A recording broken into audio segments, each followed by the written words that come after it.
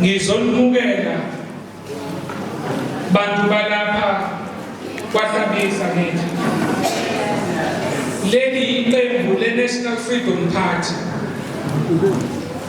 leli iqembu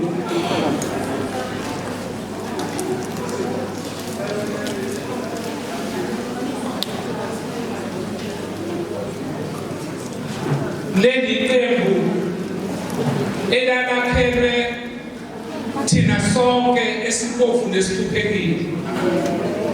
Leli iqembu elalakhelwe ukunakekela imfuno zabantu bakithi. Leli iqembu elalikhandela ukuthi liwele intuthuko uthina endaweni zethu la sihlala khona, la intuthuko khona igqoza. Leli iqembu elalikhandelwe abantu asebekhulile ababheke izingane zabantu ababo. Leli iqembu elikhandelwe abafelokazi nabafelo. Leli iqembu elikhandelwe izingane ezizintandane. Siyabonga ukuthi mthathelele ithuba nesikhathi sokuthi kukho konke senikubonile nakubheka nabona ukuthi iqembu le-NFP ilona kufanele liqoke likhethe lizolijoyina futhi nilisekele.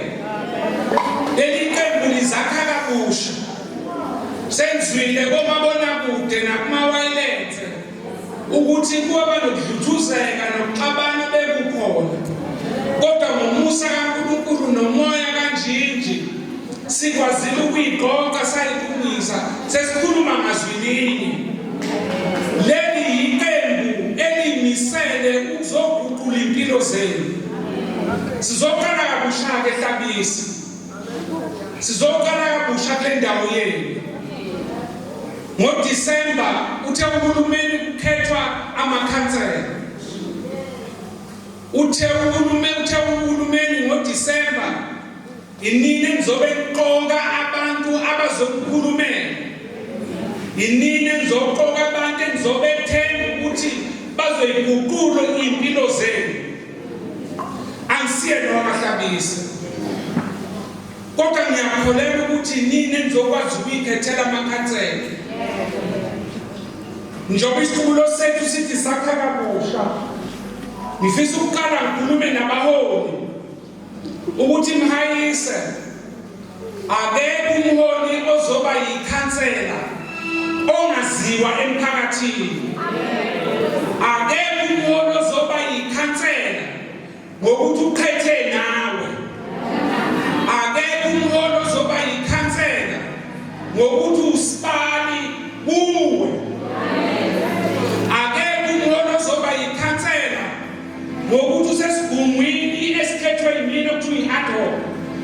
Akekho umholi ozoba yikhansela ngokuthi ulandelana nami lapho engiyakho. Kodwa abantu esizobafuna ukuthi kube amakhansela, abantu babantu, abantu abazosebenzela umphakathi wangakubo, abantu abazaziyo inhlupheko ney'mfuno zenu, abantu abazomkhulumela kukuhle kukubi. Kodwa ngizofuna ukuxolisa abantu basemkhanyakude.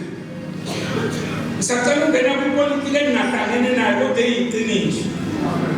Ubona sisusa umsindo ongaka. Sathi masihlezi si-IFP, ANC, DA ne-NFP, sathi ohulumeni basekhaya akuhambe ngendlela yokuthi leli qembu elihamba phambili lona ofanele liphathe.